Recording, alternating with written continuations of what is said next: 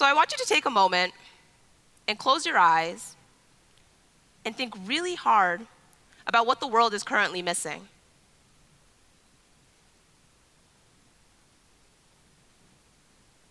Okay. You can start to open your eyes. Somalia's humanitarian crisis has left over 2.6 million Somalis internally displaced and 870,000 refugees.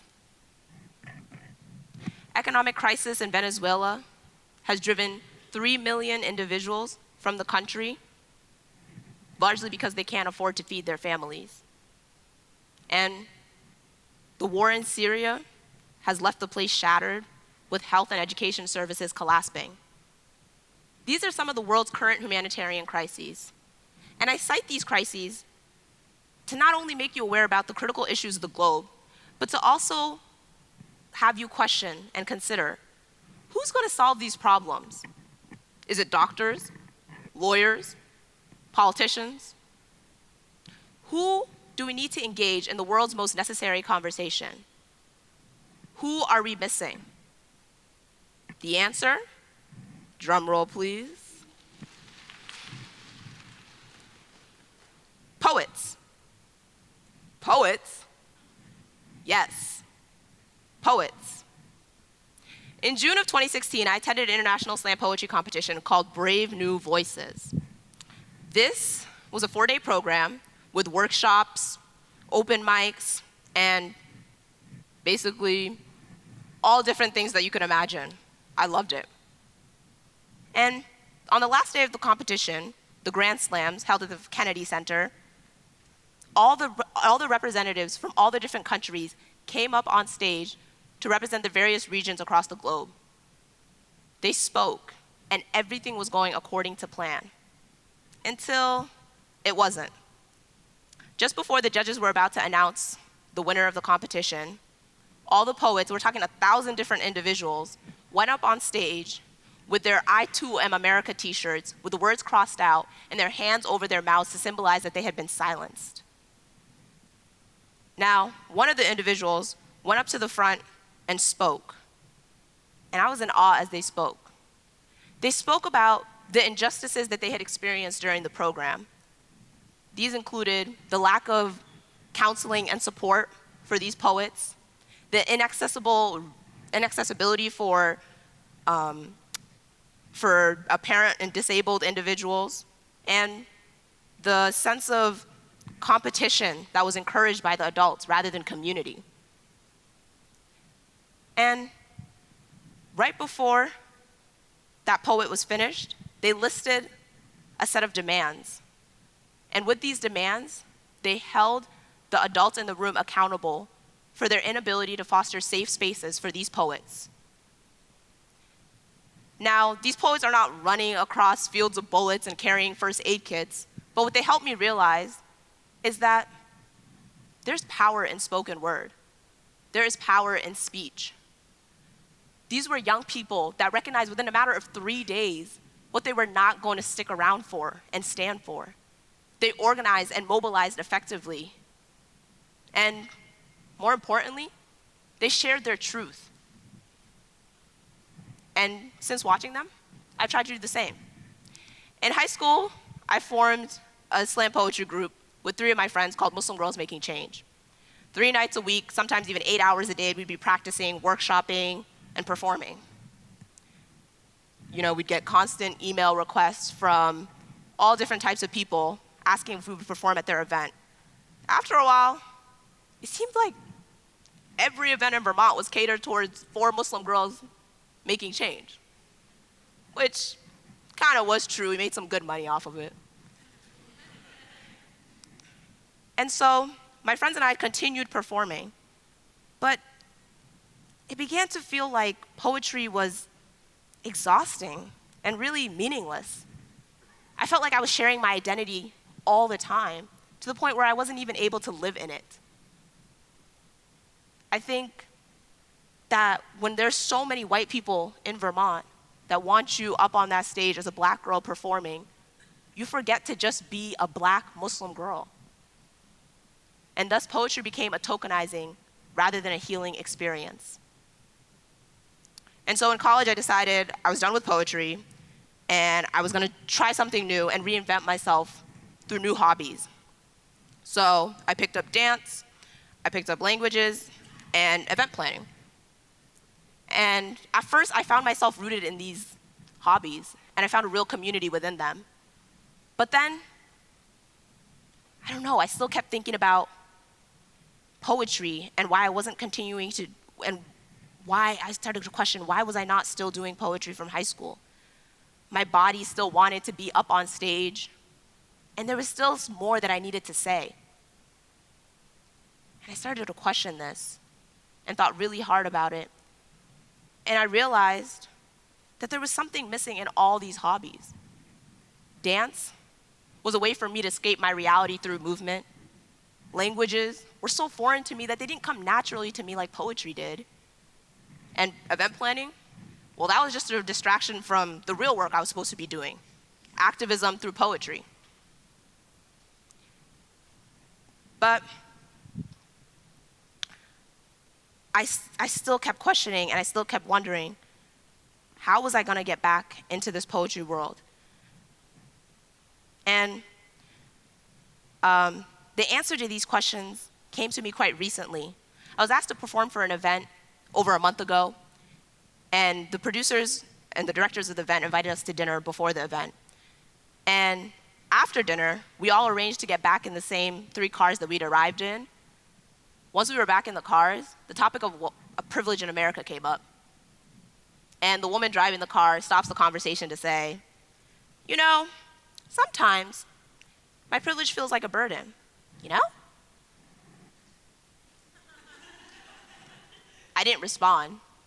I did what I often do when I hear striking comments like this. I open up my phone and go to the notes section of my phone, and I write, white woman says, and I quote, you know, sometimes my privilege feels like a burden. Translation, white woman says, luxury is synonymous with poverty, says she can't carry the weight of entitlement, says her future is so bright it's blinding, says the freedom card feels more like a death sentence. White woman speaks without thinking, speaks of her existence without gratitude, swallows the privilege pill and wants to avoid the aftertaste, pierces her tongue with liberty and dares to call it pain. White woman has audacity, has courage, labels herself a misfortune, her life a series of undesired advantages. White woman is grieving, can't seem to understand why she's being punished for being so white. Let's take a moment for this white woman, and the white woman that follow her, and the white children that follow her. Let's recognize that these women were good, were suffering. Let's acknowledge the hardship, the responsibility that comes with being a white woman in this world. Let's list everything white women don't have.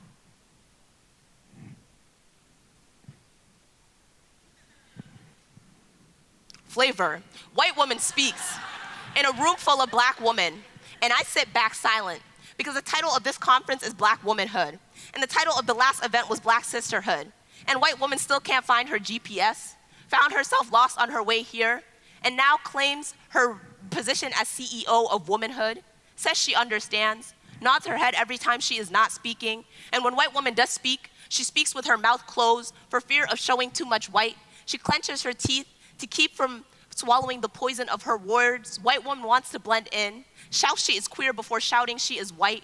She does not want to be confused with the next white woman, because we tend to do that, mix up the faces. So white woman defends herself, puts her shield up for comfort, does not want to be outed.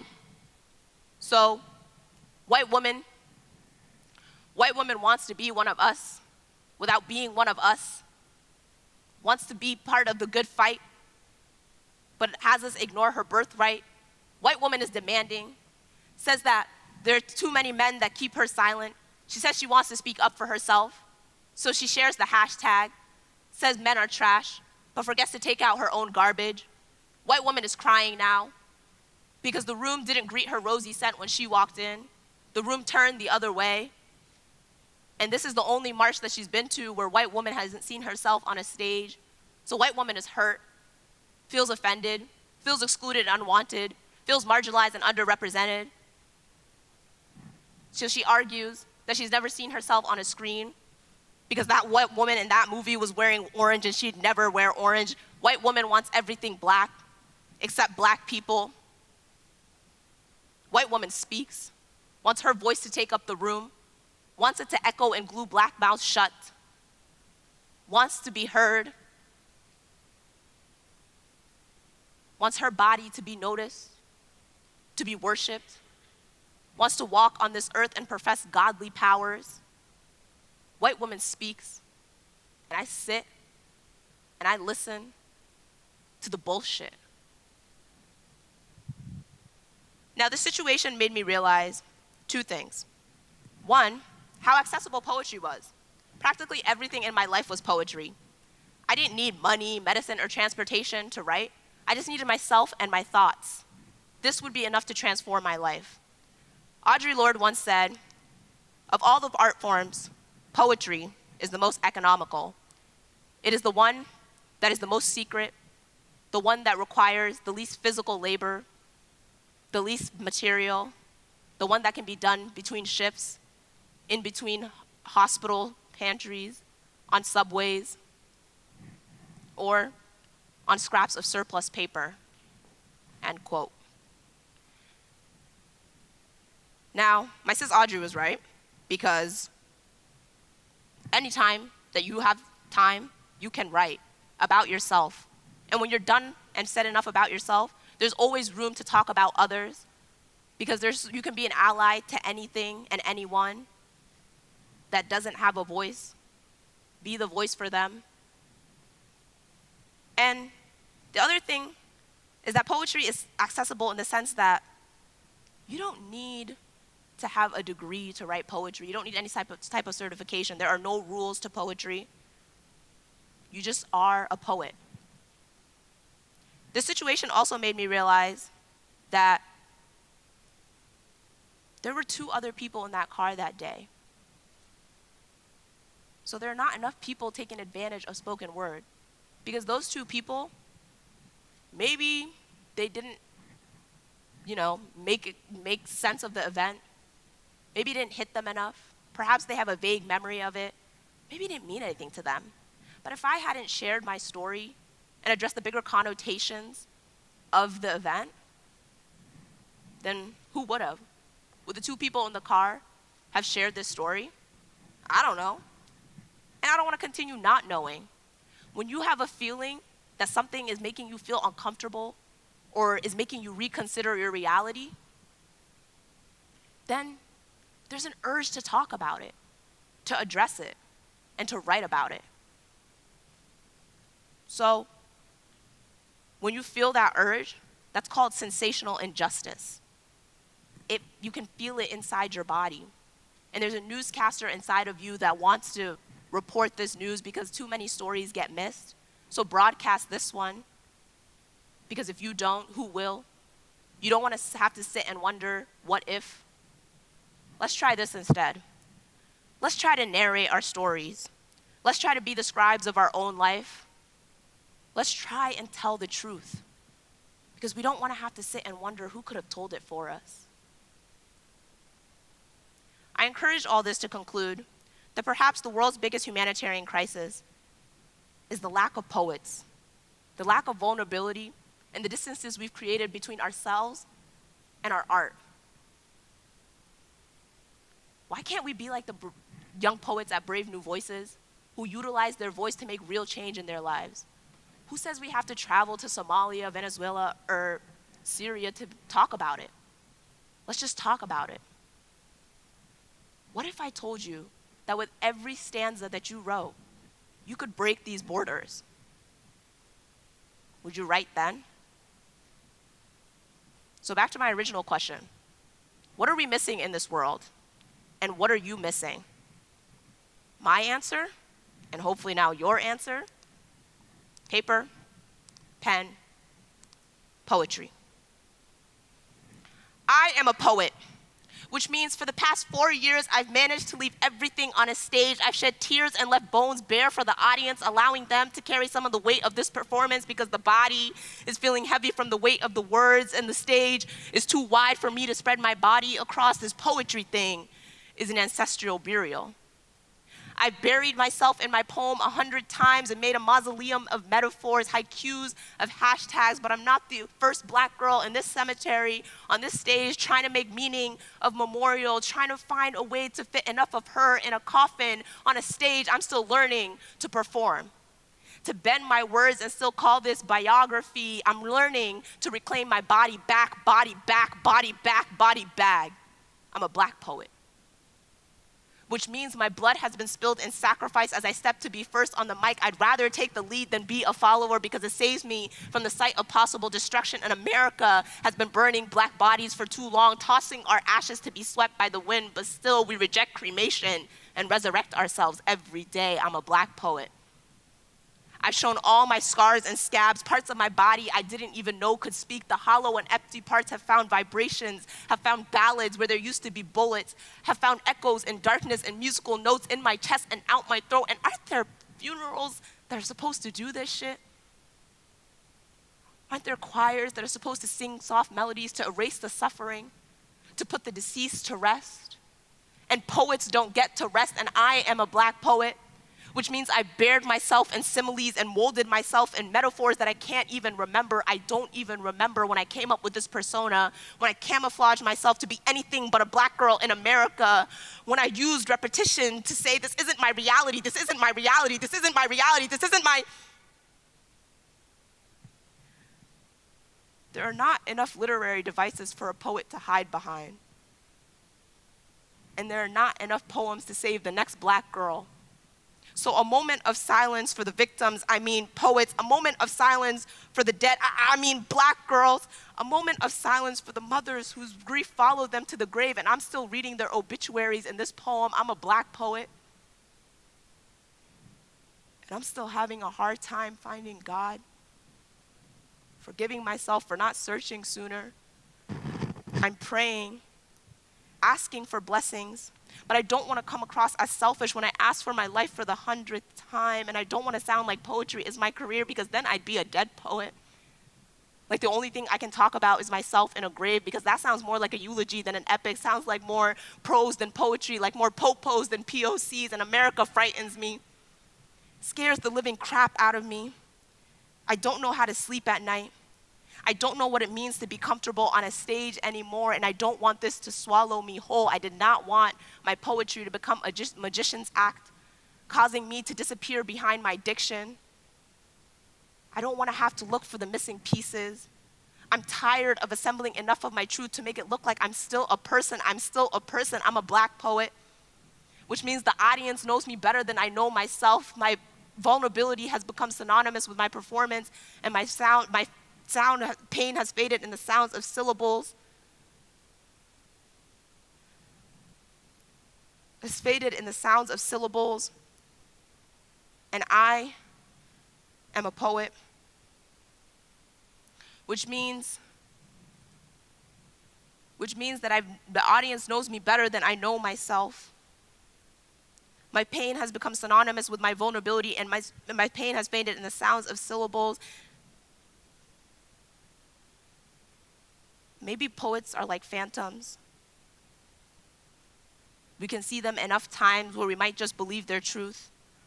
Or maybe they're like the ghosts in movies, having to disguise themselves in white to be seen, call it Negro spirits, and I am a poet, which means I'm also a ghost, walking dead on earth, trying to tell my story, trying to differentiate myself from hundreds of martyrs, trying to remember the last time I didn't have to write about being a dead poet.